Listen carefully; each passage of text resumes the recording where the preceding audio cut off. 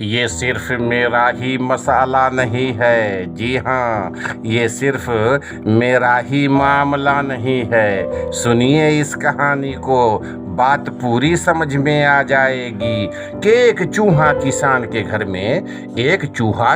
کے گھر میں بل بنا کر رہتا تھا۔ ایک دن چوہے نے دیکھا کہ کسان اور اس کی بیوی ایک تھیلے سے کچھ نکال رہے ہیں۔ چوہے نے سوچا کہ شاید کچھ کھانے کا سامان ہے۔ خوب غور سے دیکھنے پر اس نے پایا کہ وہ ایک چوہے دانی تھی۔ خطرہ بھاپنے پر اس نے گھر کے پچھواڑے میں جا کر کبوتر کو یہ بات بتائی کہ گھر میں چوہے دانی آ گئی ہے۔ کبوتر نے مذاق اڑاتے ہوئے کہا کہ مجھے اس سے کیا لینا دینا، مجھے کون سا اس میں پھنسنا ہے۔ مایوس چوہا یہ بات مرغ کو بتانے گیا۔ مرغ نے بھی مذاق اڑاتے ہوئے کہا کہ جا بھائی جا، یہ میرا مسئلہ نہیں ہے۔ بالآخر چوہے نے جا کر بکرے کو بھی یہ بات بتائی، جسے سن کر بکرا ہنستے ہنستے لوٹ پوٹ ہونے لگا اور یہی کہا کہ جاؤ میاں، یہ میرا معاملہ نہیں ہے۔ اسی رات چوہے دانی میں کھٹاک کی آواز ہوئی، جس میں ایک زہریلا سانپ پھنس گیا تھا۔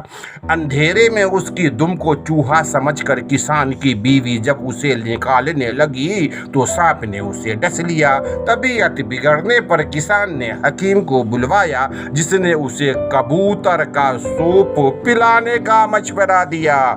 کبوتر ابھی برتن میں ابل ہی رہا تھا کہ خبر سن کر کسان کے کچھ رشتے دار عیادت کو آ پہنچے، جن کے کھانے کے انتظام کے لیے اگلے دن مرغ کو ذبح کر دیا گیا۔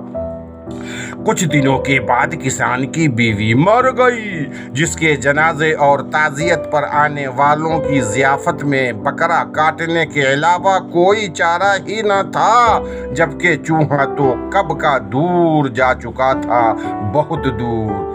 تو سنا ساتھیو، اگلی بار اگر کوئی آپ کو اپنا مسئلہ بتائے اور آپ کو لگے کہ یہ میرا مسئلہ نہیں ہے تو انتظار کیجئے اور دوبارہ سوچئے کہ کہیں ہم سب خطرے میں تو نہیں ہے، کیونکہ اگر سماج کا ایک حصہ، ایک طبقہ یا ایک شہری بھی خطرے میں ہے تو یقیناً پورا ملک خطرے میں ہے۔ ذات، مذہب اور طبقے کے دائرے سے باہر نکلیں۔